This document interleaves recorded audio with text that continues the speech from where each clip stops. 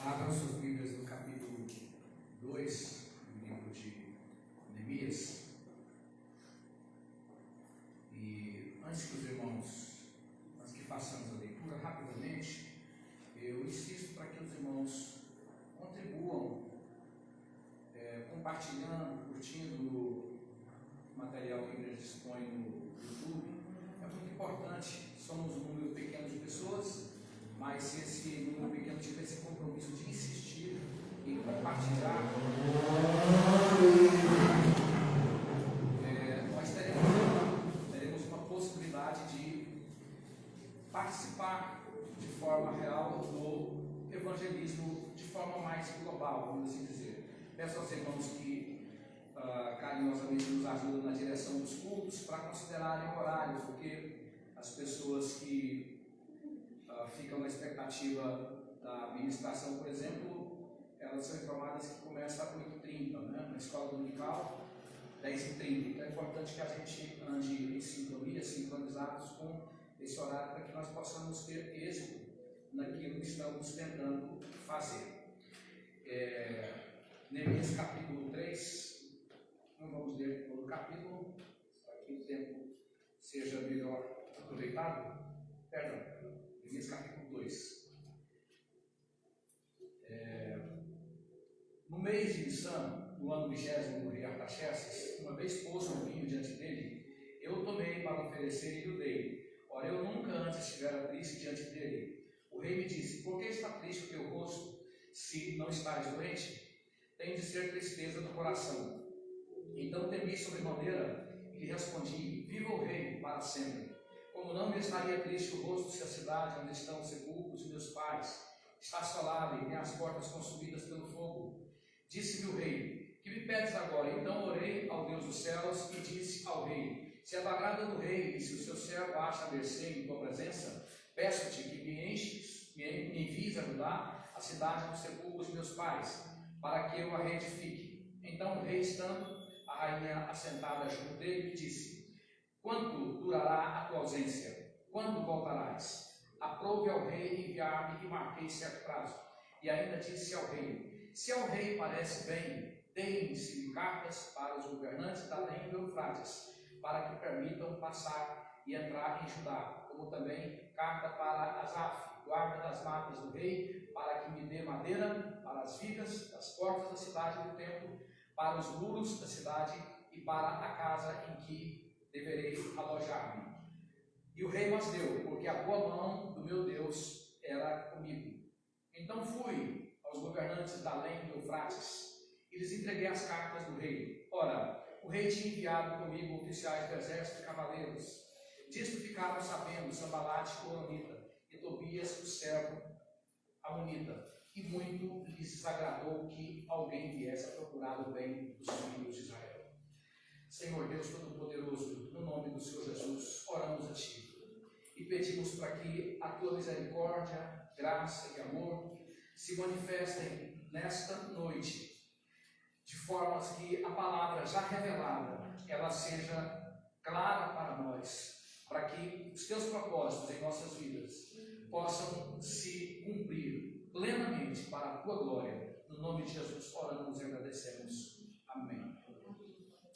Em primeiro lugar, amados irmãos, nós temos aqui o sentimento cristão, o sentimento do homem de Deus, o verdadeiro amor,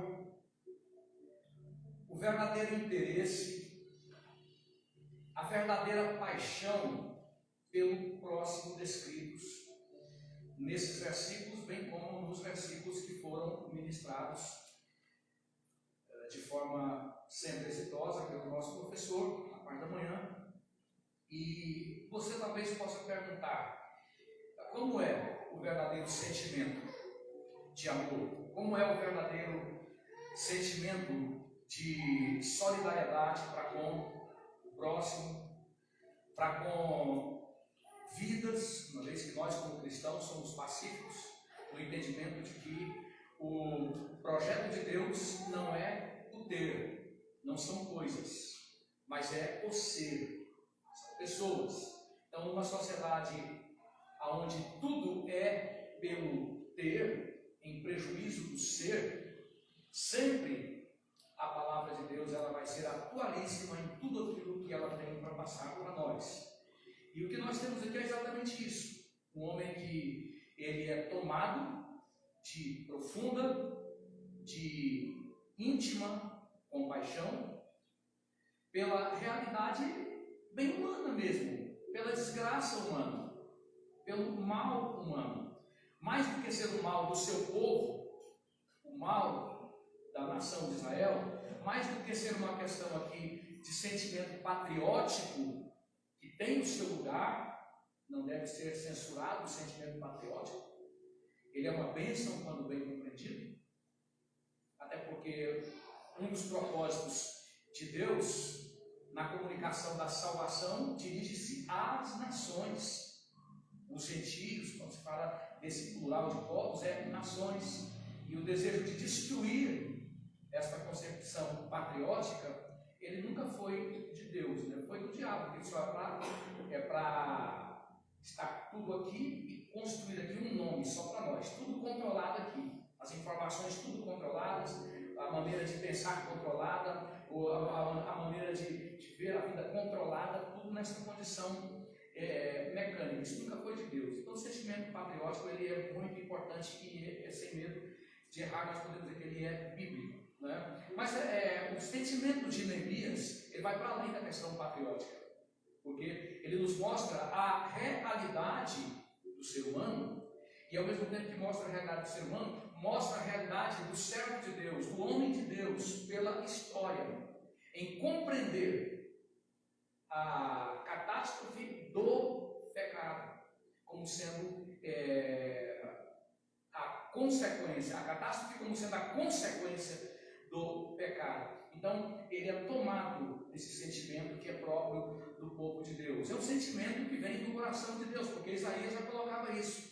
Em toda a angústia deles, foi ele afligido, e o anjo da sua morte os salvou. Aí vamos prosseguindo, entendendo o que mais a palavra de Deus coloca sobre isso, né? Jesus levou sobre si nossas transgressões, nossas iniquidades, nosso castigo, tudo sobre ele. Então, esta abertura, ela nos mostra claramente que é característico do homem de Deus, pela história, esta empatia, essa identificação com a desgraça humana, com o mal que assola a humanidade como consequência do pecado. E esta abertura, ela também é muito importante, porque quem verdadeiramente tem um sentimento autêntico pelas dores humanas é o povo de Deus, é o homem de Deus, é a mulher de Deus, é o jovem que serve a Cristo, é a jovem que serve a Cristo, que tem um sentimento de amor verdadeiro, tem um sentimento de misericórdia verdadeira. Por que nós colocamos isso? Porque o inimigo sempre procurou sequestrar esse tema que é a miséria humana, que são as mazelas, que são os vários desdobramentos da queda. Então, o inimigo sempre procurou sequestrar isso para si. E você vê não poucos segmentos sociais fundamentados no humanismo ateísta, que eles procuram falar da causa dos oprimidos, do maltrato, dos pobres, dos que são sem teto, são sem terra, são sem isso, são sem aquilo, quando na verdade não há sentimento de amor nenhum. A totalidade dos sequestradores desse sentimento de misericórdia, eles buscaram a igualdade entre os seus povos na miséria. A igualdade só para o povo que foi nivelado para bem abaixo da linha de pobreza, enquanto que esses pregoeiros da misericórdia sempre se esbaldaram, sempre viveram uma vida bastante nababesca, bastante luxuosa e ignorando o seu povo. Se o povo vai protestar, eles matam, eles prendem, eles barbarizam, né? Depois de terem levado o povo a convencer-se de que eles seriam os arautos da misericórdia, os arautos da compaixão. Então, o contexto aqui é muito importante para nós entendermos exatamente isso, que o verdadeiro verdadeiro sentimento de compaixão, de misericórdia, de identificação para com as mazelas da humanidade, é uma realidade no povo de Deus, é uma realidade no coração do homem de Deus, no coração da mulher de Deus. Eu fico pensando, por exemplo, em movimentos como o movimento feminista, quanto vexame, quanta exposição da mulher, quanta desvalorização da mulher por parte do movimento feminista, né? Como esse movimento satânico, diabólico, trabalha para banalizar a mulher, para expor a mulher, o quanto doutrina a mulher de forma errada, as que dão acesso a isso, as que lhes dão ouvidos, né? O quanto esse movimento doutrina a mulher para que ela possa fazer uma vindicação do seu suposto direito, se expondo, se degradando, né? Se humilhando, abrindo mão da sua honra, da sua dignidade, quando a mulher, na história da palavra de Deus, ela sempre teve o merecimento que ninguém nunca teve.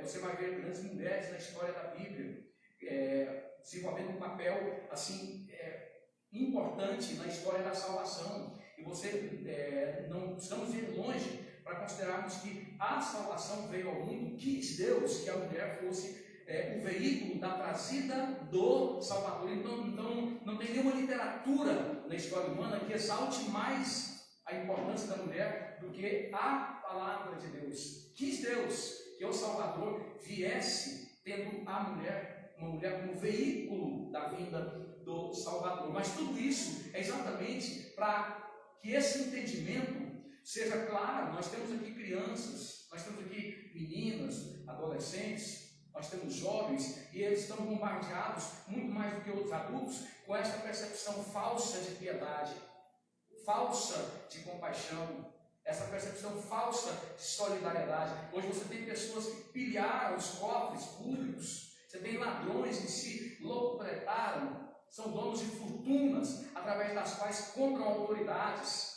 do judiciário, do legislativo, e da mídia, e por aí se vai.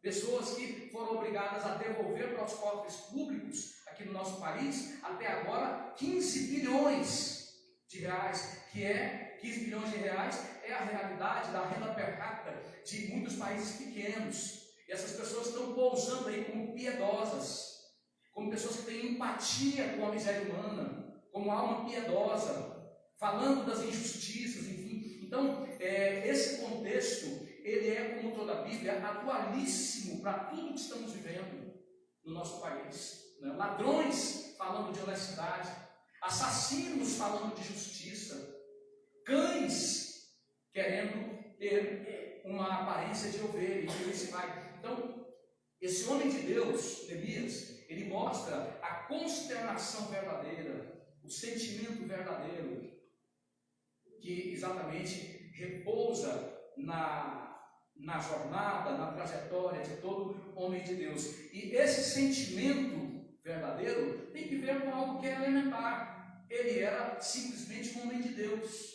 né?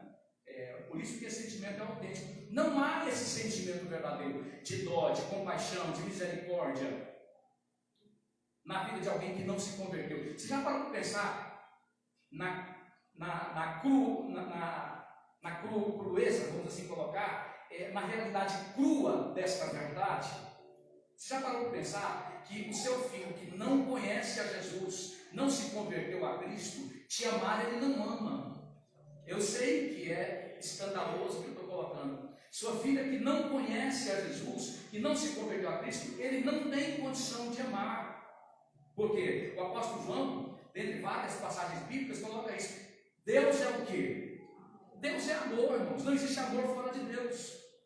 Simplesmente não existe. Eu sei que é duro para nós. Se meu filho não se converter ao Senhor, eu o amo porque eu conheço ao Senhor. E oro para que Deus o alcance, para que o Espírito Santo revele Jesus ao coração dele. Mas ele não me ama, não é possível.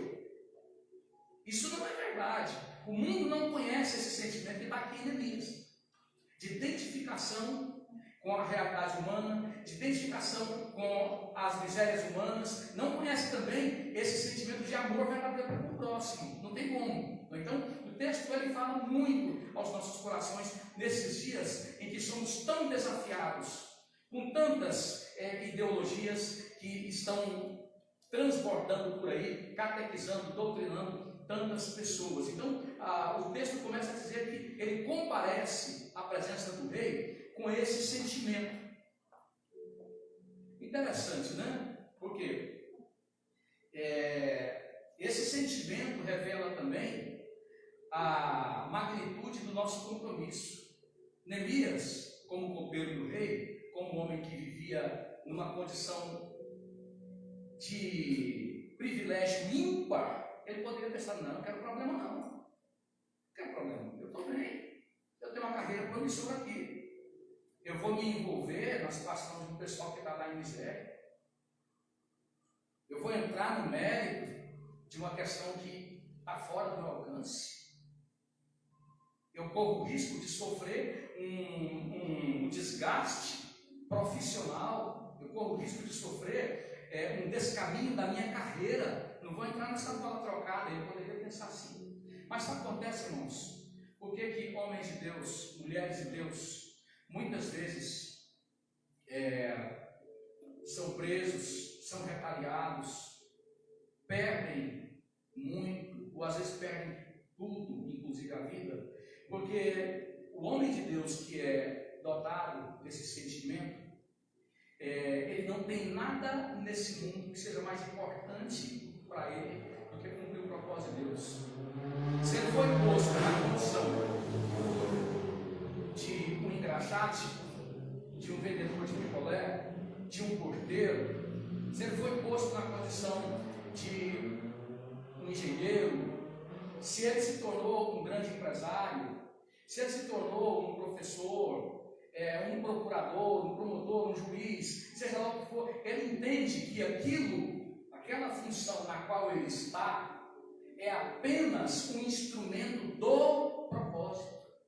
Ele entende isso pacificamente. Ele não vive uma crise de dizer: não, eu cumpro ou não cumpro, eu vou agir ou eu não vou agir, quais serão as consequências para mim. Não, ele tem um entendimento pacífico de que ele está naquela posição para um objetivo que é a única razão de ser da vida dele, e aquela função na qual ele se encontra é apenas um instrumento que Deus lhe deu, dizendo para ele: cumpre o propósito que eu confio em você, não vai cumprir. Te deu um instrumento.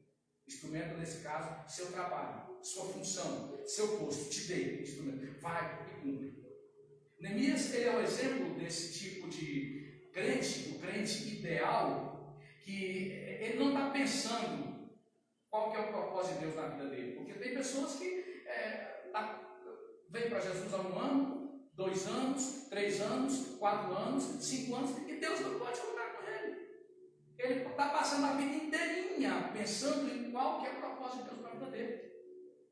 Ele não tem compromisso, ele não tem responsabilidade, ele tem outras prioridades. Ele entende que num determinado dia um anjo vai descer de forma assim bastante gloriosa, né? Bastante mística, e fazer uma aparição ali que mostre, afinal de contas, o anjo apareceu para mim e mostrou qual é o chamado. Tem crentes que só podem estar esperando isso, porque eles não têm compromisso nunca. Entra ano e sai ano. E a julgar pela andar da carruagem, ele vai chegar até o final da vida dele sem cumprir o ministério dele. Infelizmente. Ele não entende o que a reforma protestante entendeu, que é o sacerdócio de todos os santos, que todos nós estamos comprometidos de igual modo com a mesma causa. Então Neemias, ele é o exemplo dessa pessoa que é pacificada quanto àquilo que ele sabe que Deus quer dele, aquilo que Deus quer de si. Ele não está aqui hesitando, bambeando, pensando vai ou não vai, dá um passo para frente e desce para trás. Não, ele simplesmente, quando ele comparece diante do rei, então ele tem um entendimento claro do que é que ele vai falar, do que é que ele vai fazer. Ele tem um entendimento claro de que aquele momento ali é uma oportunidade que Deus está lhe dando para que ele possa dizer: aqui veio. Ele não poderia perder a oportunidade. Ele não poderia jogar essa oportunidade para cima. Até porque todo homem de Deus sabe que a vida ela é feita de momentos. Às vezes você perde uma oportunidade agora, você pode nunca mais ter outra. Então Neemias ele tinha consciência da importância daquilo que Efésios 5 coloca: remir o tempo, porque os dias são maus. Uma oportunidade de ouro estava ali diante dele. Ele tinha que aproveitar essa oportunidade. E ele o fez. Na sabedoria, na direção que Deus dá a cada servo seu, ele aproveitou aquela oportunidade quando comparece diante da maior autoridade do mundo daquela época, que era o rei da Pérsia, que agora, depois de ter vencido Babilônia, né, a coligação Medo-Persa, da Média da Pérsia, agora era a maior potência do mundo. Então ele estava diante daquela autoridade e muito consciente do que ele tinha que fazer. Ele comparece diante daquela autoridade com um semblante que também estava a serviço de Deus. E o rei olha para ele e pergunta: o que é isso aí? O que foi que aconteceu? Por quê? O copeiro, como foi dito de manhã, ele provava, ele degustava a comida do rei, a bebida do rei, para que se alguém tentasse matar o rei envenenado, então ele morria primeiro. Não é? Então, Neemias era alguém de muitíssima importância para o rei. O rei poderia pensar: você está mal-humorado? Será que ele não está tramando contra mim? Será que ele não está levando avante alguma conspiração? Não é?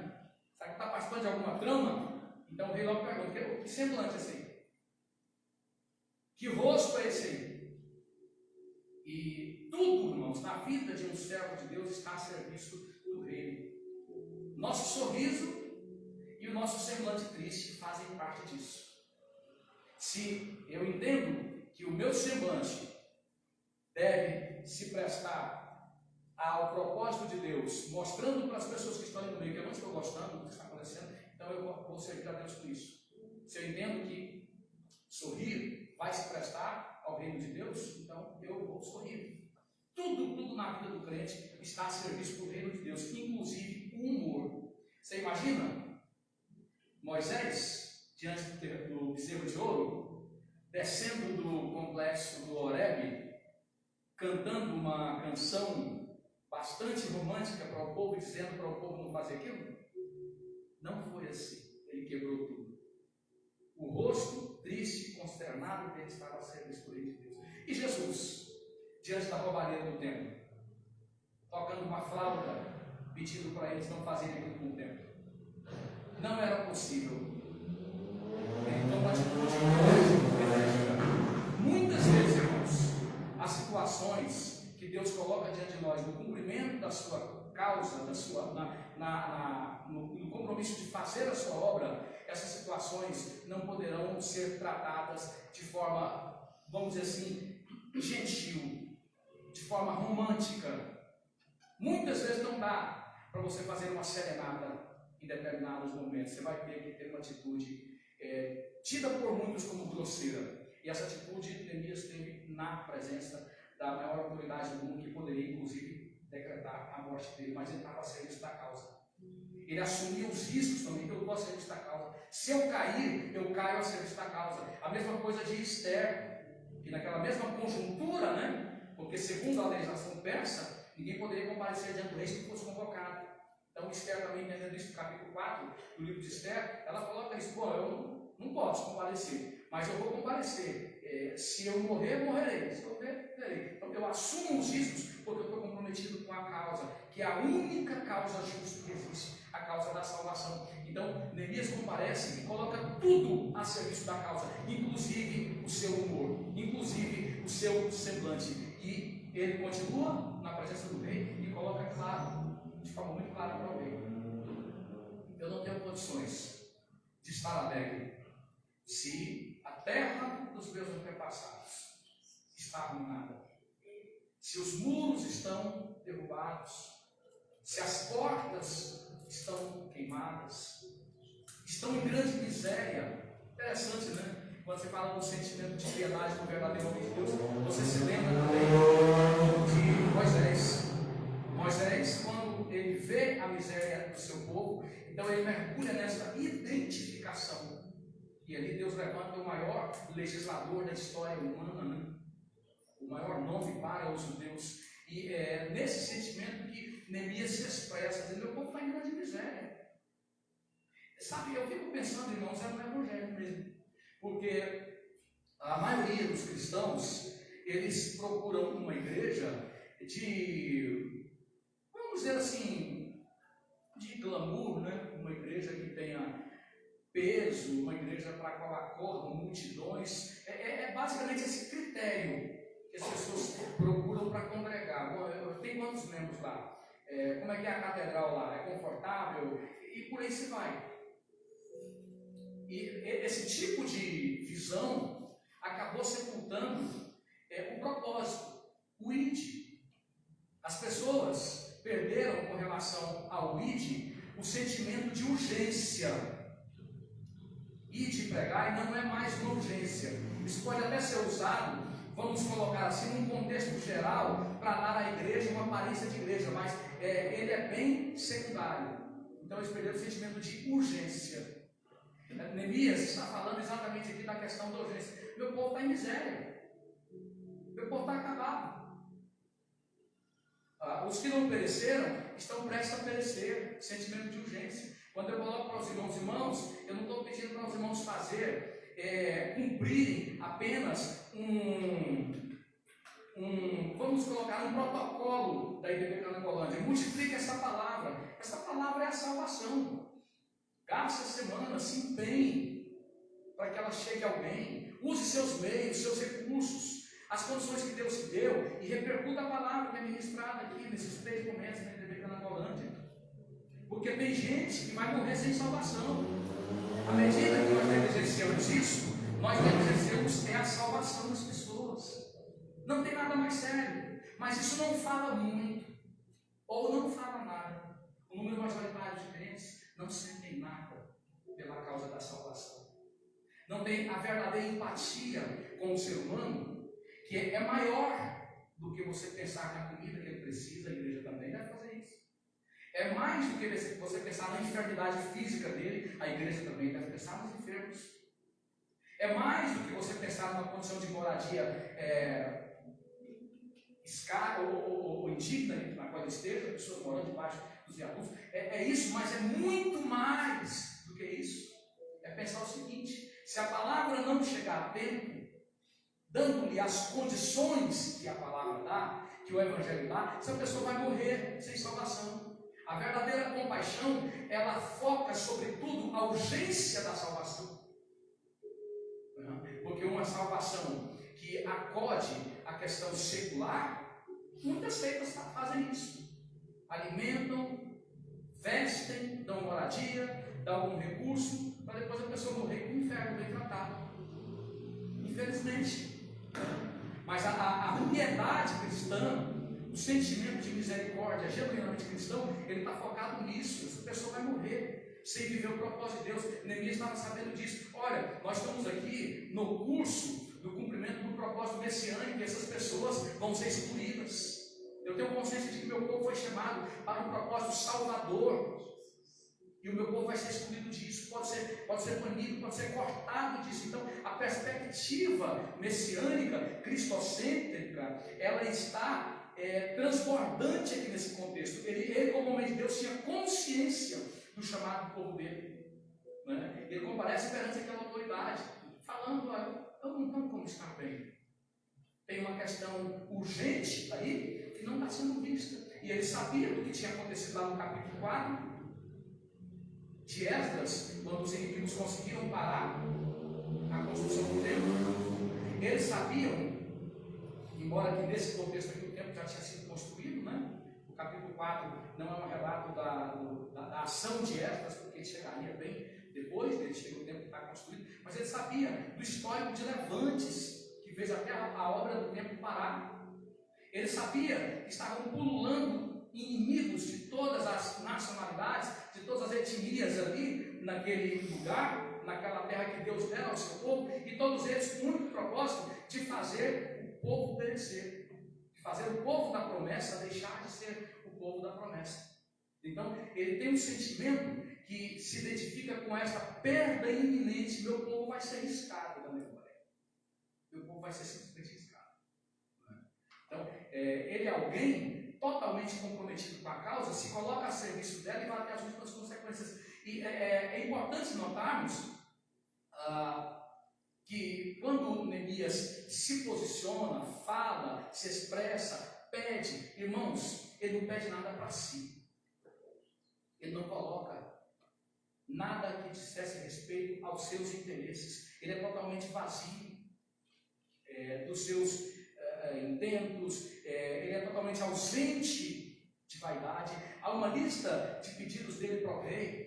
Ele pede ao rei as condições para que o templo seja reparado, autorização para adquirir a matéria-prima, a madeira. Ele pede também a estrutura da proteção militar, para que ele não fosse impedido pelos tantos inimigos que estavam lá. Mas em tudo que ele pede, ele não pede nada para si.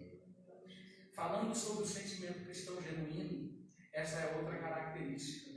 Quando o sentimento cristão é genuíno, é verdadeiro, a pessoa pensa na causa, ela não pensa em si. Ela vive para a causa. Repercutindo aquilo que o salmista fala de Jesus lá no capítulo 69 de Salmos. Aquilo ali é um vaticínio, é uma projeção da realidade, do caráter de Jesus. O zelo pela tua causa me devora. As angústias, as afrontas dos que te afrontam caíram sobre mim. Esse é o perfil do justo, do homem de Deus, totalmente comprometido com a causa. Ele não pede nada, absolutamente nada para si. E como ele não pede nada para si, ele está totalmente focado pela causa. Essa causa que é o norte da sua vida trabalha cada dia mais seu caráter. Não tem como você crescer na intimidade com Deus. Não tem como você crescer na comunhão com Deus. Não tem como você ser um crente melhor. Não tem como você se santificar se você não tem compromisso com a única causa justa que existe. Os verdadeiros crentes que vencem o pecado, vencem o mundo, eles são norteados pelo compromisso com a causa. Eu gosto de uma frase que eu não sei até hoje quem é o autor dela, muito curta, que diz assim: o trabalho, o caráter. Então, norteado pela causa que era a vida dele, ele faz pedidos. Ele sabia, não é por mim não. Posso até parecer ridículo, posso até parecer esquisito, posso até não ser compreendido, mas é pela causa, não é por mim. Eu estou insistindo, não é por mim não, é pela causa. Eu creio em algo maior, que a maioria das pessoas não podem dimensionar, não podem entender o seu valor. Por que insiste tanto? Por que não sai correndo uma vez? Você não tem futuro. Você vai se complicar. Mentalidade do homem natural. Tem outras prioridades. Vai deixando a prioridade verdadeira, que é a causa de Deus, para depois. Essa é a realidade muito crente, né? Mas não era a realidade de Deus. Então ele se entrega por completo pela causa. Ele não é um inconsequente também. Porque tem pessoas que às vezes amam a Deus, amam a causa, mas eles não estão preparados. Eles têm manifestações que são desmedidas, né? Não poderia, não era a hora, não foi oportuna aquela palavra, aquela abordagem não foi adequada. Mas a Bíblia coloca aqui de homens que estão verdadeiramente dirigidos por Deus. A boa mão de Deus estava sobre mim, estava sendo dirigido. A boa mão que dirige, que guarda, que livra. Daí ora o salmista Davi: guia-me com o teu conselho, até que um dia me recebas em glória. Nós temos que em todo o tempo andar de joelhos, andar orando: Senhor, não me deixa agir na tua obra por impulso, tendo com base minhas motivações, meus sentimentos. Não pode ser do jeito que eu quero. Às vezes a empolgação, até de pessoas bem intencionadas, atrapalha a obra de Deus. Às vezes você tem um culto que tinha tudo para alcançar alguém, mas aí os irmãos que estavam tocando ficaram empolgados. Ao invés de cantar o que poderia cantar, canta 10 hinos. Às vezes, deu uma oportunidade para 1, 2, 10, aí as pessoas que queriam ouvir a palavra começam a ficar cansadas, muitas vão embora, perdeu sua oportunidade, porque a motivação humana fez com que o sentimento pela causa sucumbisse. Tem que ser do jeito de Deus. Hoje é a ceia do Senhor, e você vai participar da ceia depois de você ter feito um discipulado, ter demonstrado ser discípulo. ter demonstrado ser servo. Não é chegar e pede de qualquer forma, não é do seu jeito. Por uma quantidade considerável de vezes, Deus repetia para Moisés: farás segundo eu te mostrei. Então, Neemias, ele segue como um homem que está bem conduzido pela boa mão de Deus. E a outra verdade que nós podemos aprender do testemunho desse grande homem de Deus, que são vários princípios que nos enriquecem tanto, é que como ele estava conduzido pela causa e não pelos seus interesses, ele não se vendia. Ele não estava à venda. Ele não ia para nenhum balcão de negociações. O sentimento verdadeiro pela causa eterna leva o crente a portar-se dessa maneira. Eu estou acima de qualquer preço. Eu gosto de dizer que, infelizmente, toda pessoa que não teve encontro real com Cristo, não foi comprado pelo sangue de Jesus, tem seu preço. Não adianta você achar que o fulano, o Beltrano é simpático, ele é compreensível, eu espero nele, chegando aí às eleições, o candidato a esse posto, aquele, vai agir assim, assado, né? Muitos colocam as suas esperanças nos militares. Irmãos, não existe isso. Toda pessoa que não teve encontro real com Cristo, vai chegar um momento em que ela vai dizer qual que é o preço dela. Vai chegar um momento. A menos que Deus, por misericórdia, entre na frente, estorve aquela situação para ele promover seus desígnios, aquela pessoa vai dizer qual que é o seu preço, né? Então, o homem de Deus, verdadeiramente movido pelo sentimento da parte de Deus, ele não tem preço, ele não negocia. Neemias não negociava valores quaisquer. Como o apóstolo Paulo diz, eu prefiro morrer do que alguém tornar vã para mim a glória da pregação. Quando nós temos um encontro real com Cristo, a causa de Deus se torna tudo para nós, e ela é repercutida desde o casamento, que é a prioridade, né, desde a família, porque se alguém ama tanto a igreja que está deixando a família negligenciada, esse não é um amor cristão, não. 1 Timóteo 5 diz o seguinte: se alguém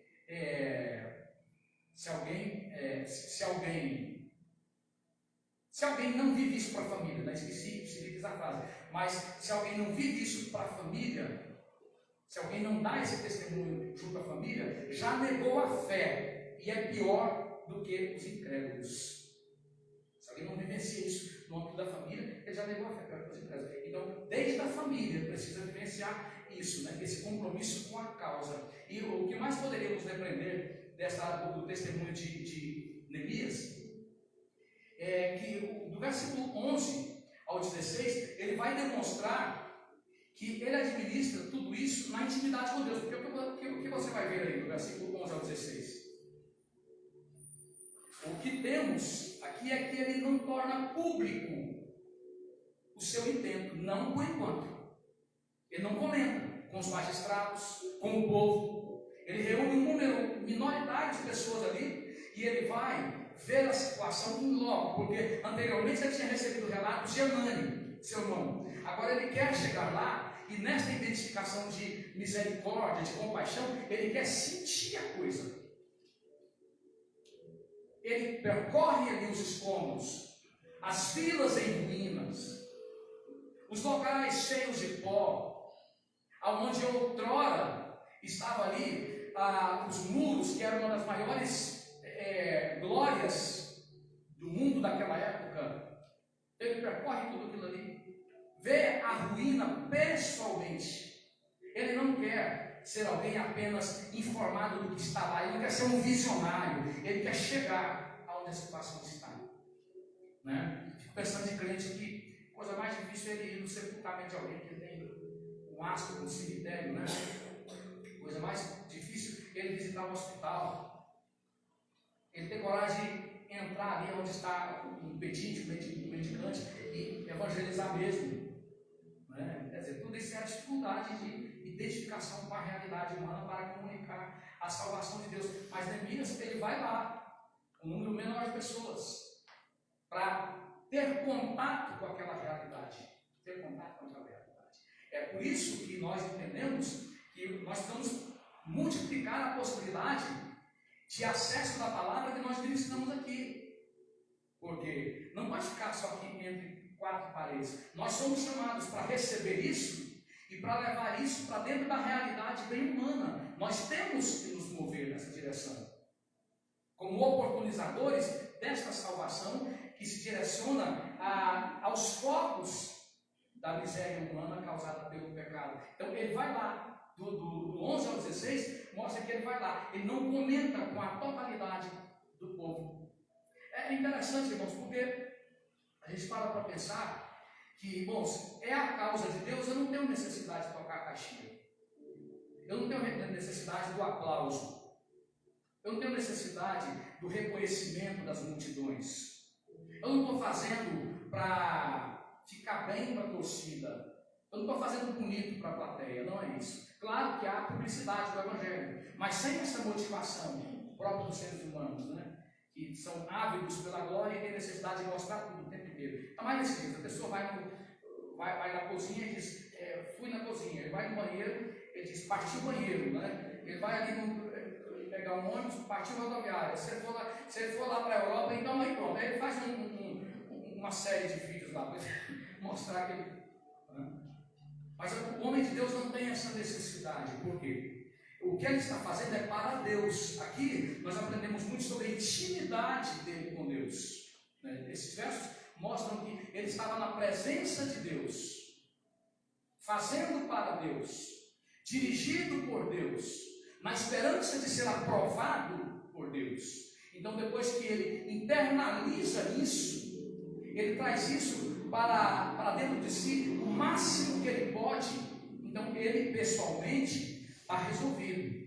Agora ele vai na direção de Deus levar isso ao conhecimento das pessoas que Deus escolheu para participarem com ele daquele trabalho de redenção, aquele trabalho de resgate da história de um povo, aquele trabalho de reconstrução, porque como o nosso professor estava falando de manhã, é um povo destruído, né? Se as portas não estavam ali, as portas eram um símbolo do quê? Do judiciário daquela época, portas destruídas.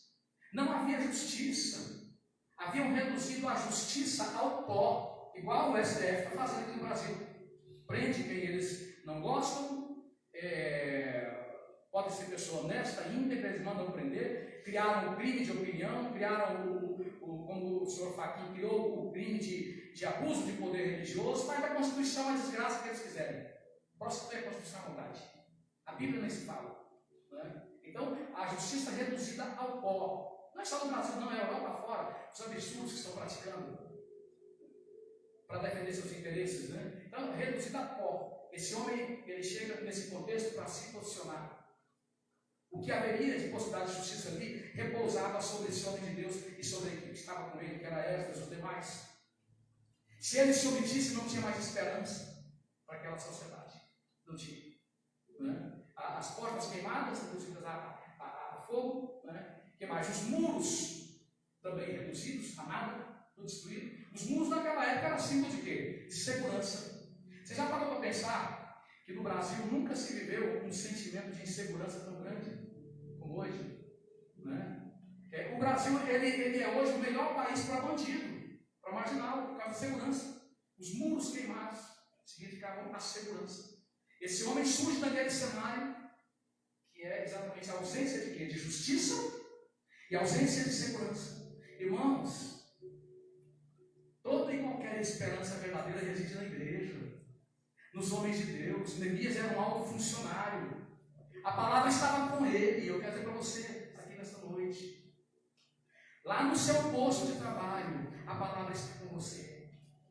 Na função que você exerce, independente de qual seja, a palavra está com você. A esperança reside em você. Reside na igreja. Não é? Você tem uma sociedade atualmente, que é a sociedade brasileira, de portas queimadas, de muros reduzidos a nada. As pessoas bem estão trancadas, procurando se trancar, se proteger com tudo que podem ou que não podem, enquanto que os marginais podem fazer o que querem. Né? A insegurança não há nos muros de uma legislação verdadeira para proteger contra uma justiça vendida. Não há. Você tem uma justiça vendida que destrói cada vez mais o sentimento de insegurança. Insegurança jurídica, insegurança em qualquer sentido. As pessoas sabem que elas podem fazer o diabo. E logo elas entram num chamado regime de progressão, se beneficiam. E no nosso país, daí os irmãos que têm formação em direito, e sabem disso, né? Criaram, dentre vários institutos infelizes e infames, criaram a chamada audiência de custódia. Né? A ausência das portas da justiça, né? Audiência de custódia. O vagabundo está ali, matou, fez o diabo. Eu vi um caso recentemente em que mataram um policial e os delinquentes saíram da delegacia primeiro do que a equipe que levou ele para lá. Na audiência de custódia é um exemplo dessas portas queimadas, dessa justiça que tem mais um juridiquês intraduzível, inacessível para a maioria das pessoas, só para negar-lhes a justiça. E no contexto do direito tem um ditado que diz isso, né? A justiça não vê a justiça vê o direito. Coisa absurda. Portas queimadas, irmãos. Vivemos um tempo de portas queimadas. Vivemos um tempo de muros derribados, insegurança total. Eu repito, a palavra está conosco.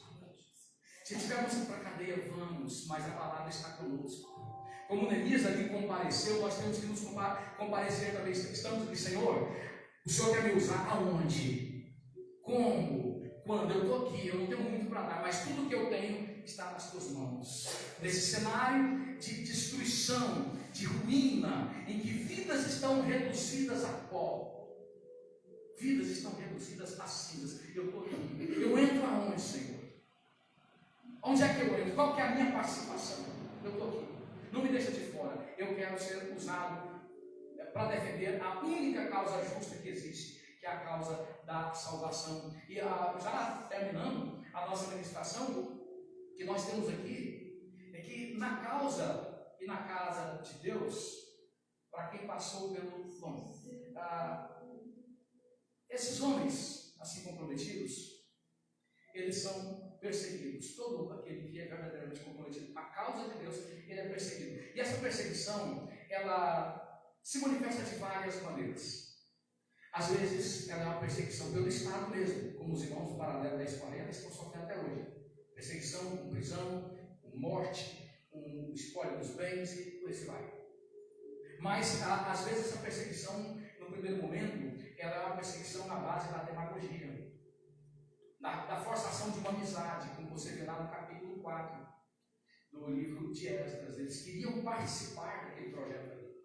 Bom, a gente entra dentro de um cavalo de Troia, né? Esse projeto da igreja, esse projeto dessa família, a gente busca uma participação. O inimigo quer entrar. Nem sempre ele aparece como um diabo mesmo, ele aparece como um anjo. Está lá em 2 Coríntios capítulo 11.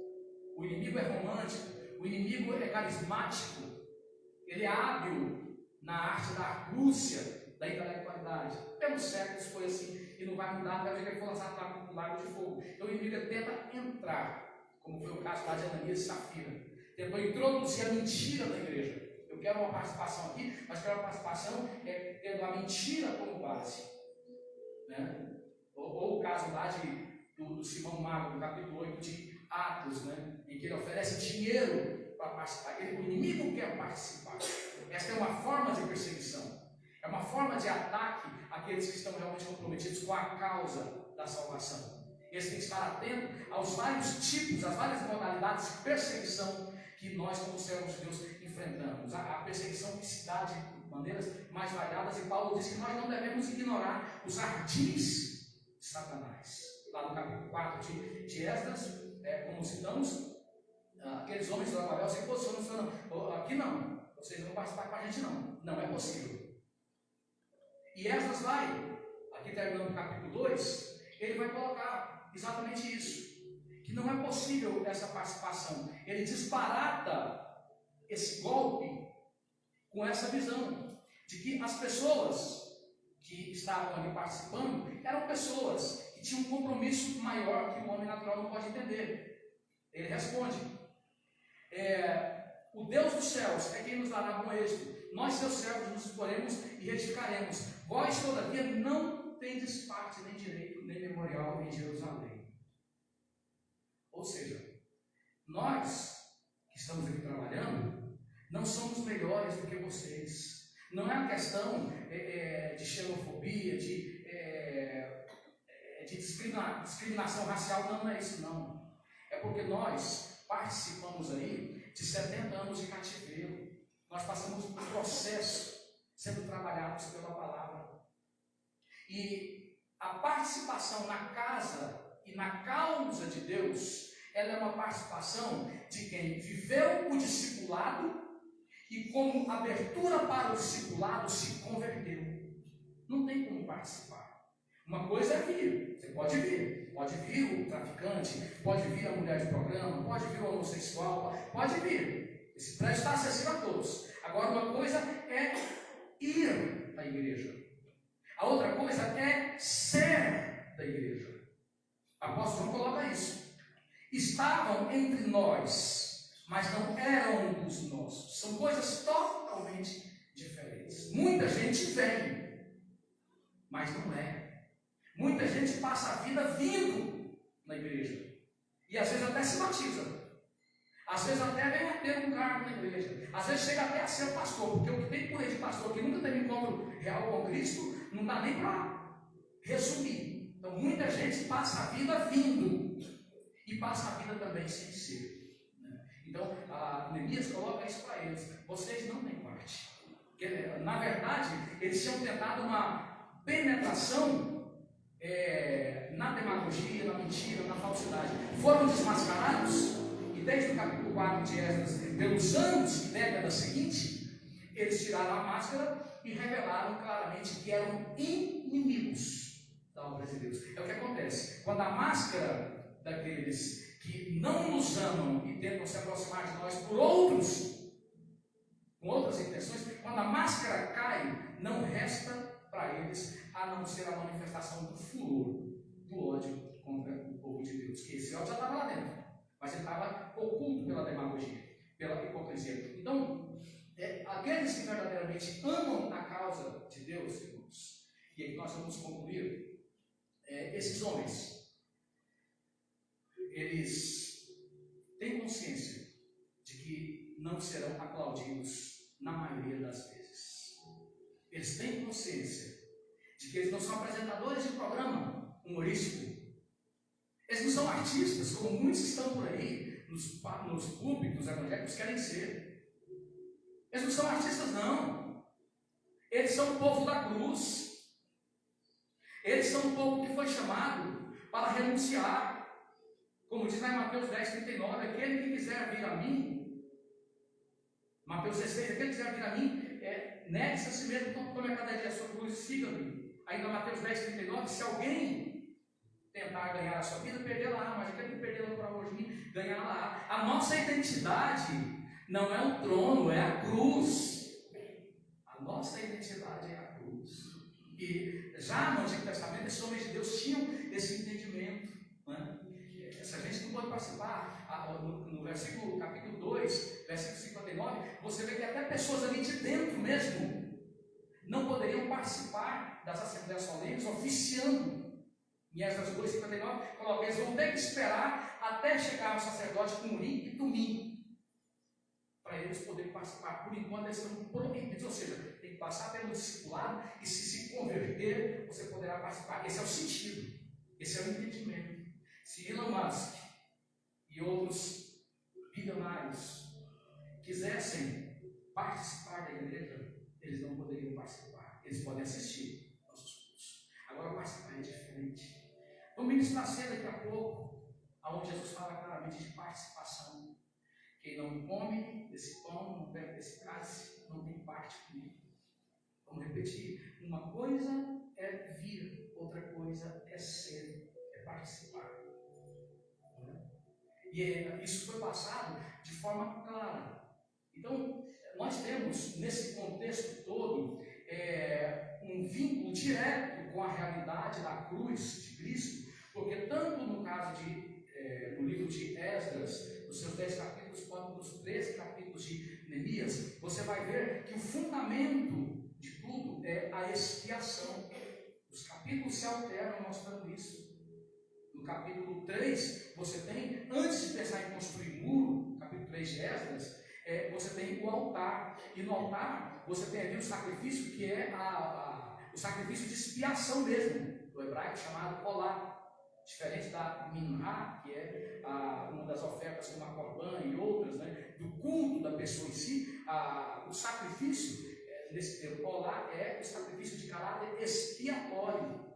E eles oram incessantemente para que Deus provesse para eles a misericórdia, para o seu povo, para que Deus entrasse com a expiação simbolizada nos seus rituais, que na verdade era provisão de Deus. Aquele ritual não tinha poder, aquilo era a manifestação do que estava sendo feito por Deus e em Deus. Então, quando nós temos esse contexto, isso aponta diretamente para o que Jesus, em Mateus capítulo 26 e outras passagens, leva a efeito quando institui a ceia. Ou seja, ele extingue a Páscoa, porque ele era o cordeiro pascual, então não haveria mais sacrifício necessário. Ele extingue a Páscoa e ele institui a ceia do Senhor, para que o povo de Deus doravante, comprometidos com esta causa, vivessem continuamente esse comprometimento. E Jesus fala da importância da memória viva, a memória não morrer. Importante que ao longo da história do povo de Deus sempre se passou essa impressão: olha, repete de geração para geração, não deixa morrer, conta aos filhos dos filhos, de geração para geração. E Jesus fala da memória, fazer isso todas as vezes que vos reunires em memória de mim. Não é obrigatório a igreja celebrar a ceia, é uma vez no mês só. Se ela entender que ela deve celebrar todo dia, toda semana, não tem nada que proíba isso. Mas o que importa disso aí é que o princípio do comprometimento com a causa, fundamentado nessa consciência de que fomos resgatados, a consciência de pecado, e que nos leva consequentemente ao compromisso com a causa, isso deve ser repassado de geração para geração. Que você possa ajudar seu filho, sua filha, seu cônjuge a resgatar a totalidade da mensagem da cruz. No capítulo 1 de Neemias ora nesta percepção: Senhor, foram tuas misericórdias, tua compaixão, nós pecamos, nós transgredimos, nossos pais. Aí você entende a necessidade de uma expiação, para que eles pudessem ressurgir das cinzas e retornar a uma participação verdadeira na obra de Deus, na causa de Deus. Feche os seus olhos. Curva a sua cabeça neste momento. Eu peço, pastor Levi,